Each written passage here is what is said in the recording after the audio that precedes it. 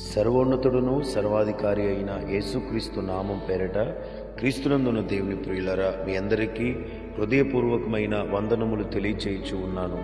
ఈ దినపు యేసయ్య కృపా వార్త సామెతల గ్రంథము 28వ అధ్యాయం 14వ వచనం. నిత్యము భయము కలిగి ప్రవర్తించువాడు ధన్యుడు. క్రీస్తునందున్న దేవుని ప్రియులరా, మనము ప్రభు రాకడ సమీపంగా ఉన్న దినములలో జీవిస్తున్నాం. మన బ్రతుకు దినములంతయు నిత్యమును మనము దైవ సంబంధమైన విషయములలో భయము కలిగి ఆ భయమును మన ప్రవర్తన యందు కనపరచుచు జీవించిన ఎడల వాక్యం చెప్తుంది మనము ధన్యులమని. ఈ లోకంలో అనేకమైన భయములు కలిగిన వారై ఉన్నారు. కొందరు రోగమును గూర్చిన భయం, మరికొందరు మరణమును గూర్చిన భయం, మరికొందరు తెగులును గూర్చిన భయం, మరికొందరు మనుషులను గూర్చిన భయం కలిగిన వారై ఉన్నారు. మరికొందరైతే యోబు లాంటి వారు తమకి అపాయము సంభవించునని రాబో కాలంలో కలగబో అపాయమును గూర్చిన భయము కలిగిన వారై ఉన్నారు. అయితే మనం ఈ భయమును కలిగి జీవించడం వలన ఈ లోకమందు విపరీతమైన నష్టం అనుభవించడం తప్ప మనకు ఎటువంటి ప్రయోజనం ఉండదు. కానీ దైవ సంబంధమైన విషయంలోనే మనము భయము కలిగిన వారమై జీవించాలి. అవేవో ఒక 4 విషయాలు మనం పరిశుద్ధ గ్రంథంలో చదివి నేర్చుకుని ఆ భయమును మన ప్రవర్తన యందు కనపరచుచు జీవించుచు ప్రభు రాకడ కొరకు మనము సిద్ధపడదుము.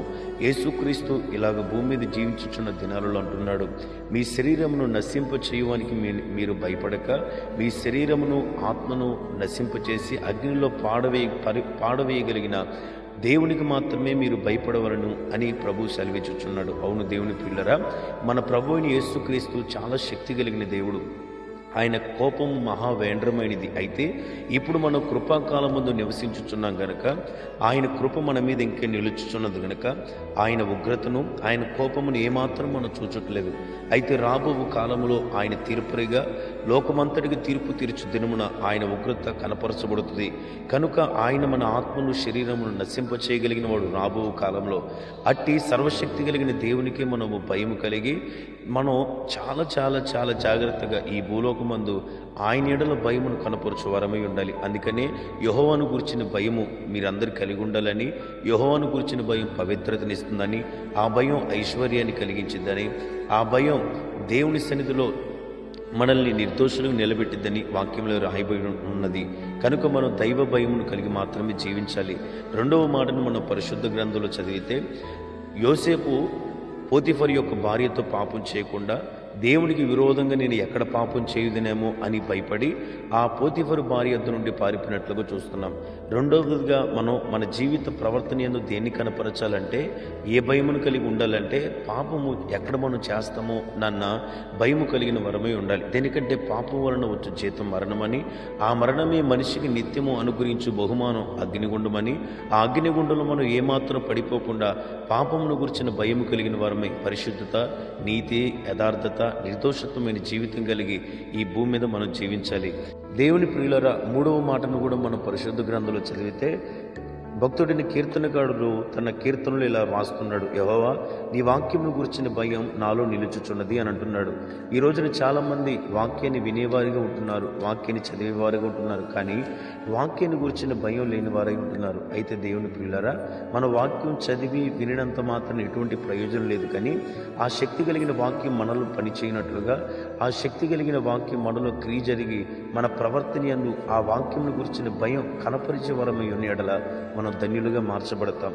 4వ మాట హెబ్రీ పత్రికలో పౌలు గారు ఇలాగంటున్నాడు, ఏమని, ఆయన యొక్క విశ్రాంతిలో ప్రవేశించదుము అన్న వాగ్దానం ఇంకా నిలిచింది గనుక మీలో ఎవడైనా ఒకవేళ ఆ వాగ్దానం పొందకుండా తప్పిపోవునేమోనని భయము కలిగి అంతవరకు జీవించండి అని వాక్యంలో రాయబడి ఉన్నది. అవును ప్రియులారా, చాలామంది పాత నిబంధనలో యేసు మీద సనిగి, యేసు మీద తిరుగుబాటు చేసి, మోషే నాయకుల మీద తిరుగుబాటు చేసి అనేక మంది పాత నిబంధన కాలంలో కానాను యాత్రకు బయలుదేరినప్పటికీ వారు కానంలోనికి ప్రవేశించలేదు. కానీ ఇద్దరు మాత్రమే ప్రవేశించి మిగిలిన వారందరూ అరణ్యములో ఆకులు రాలినట్టుగా రాలిపోయారు. అయితే దేవుని ప్రియులారా, వారి వలె మనం నశించిపోకుండా అవిశ్వాసమైన, దేవుని మీద తిరుగుబాటైన, సనుగైన, విగ్రహారాధనైన, వ్యభిచారమైన ఆ ఇశ్రాయేలు ప్రజలు చేసినట్లుగా దేవుని దృష్టికి మనం ఇట్టి కార్యములు చేయక ఆ వాగ్దానములో మనం ఇంకా ప్రవేశించాలి అన్న భయము కలిగిన వారమై, ఏ లోపము లేని వారమై నిత్యముగా ఆ వాగ్దానం ప్రవేశించడానికి ప్రయాసపడాలి.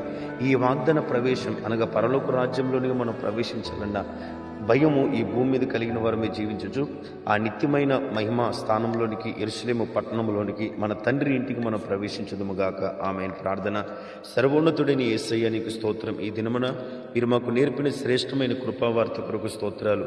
ఈ మాటలు వినిన ప్రతి బిడ్డలు నేను కూడా ప్రభువా నీ భయము మా యందు ప్రవర్తన యందు నిత్యము కనపరచచ్చు. నీ రాకడ కొరకు మీ సిద్ధపడుటకు మాకు కృపను అనుగ్రహించండి. నీ వాక్యంను గురించిన భయం, మీ గురించిన భయం, పాపము చేయకుండా ఉండగలిగిన భయం ప్రభువా ఈ వాగ్దానంలోనికి ప్రవేశించాలన్న భయము కలిగిన వారిని జీవించట కృపనివ్వమని యేసు నామమునందు అడిగి వేడుకొనుచున్నాను తండ్రి. ఆమేన్. Praise the lord.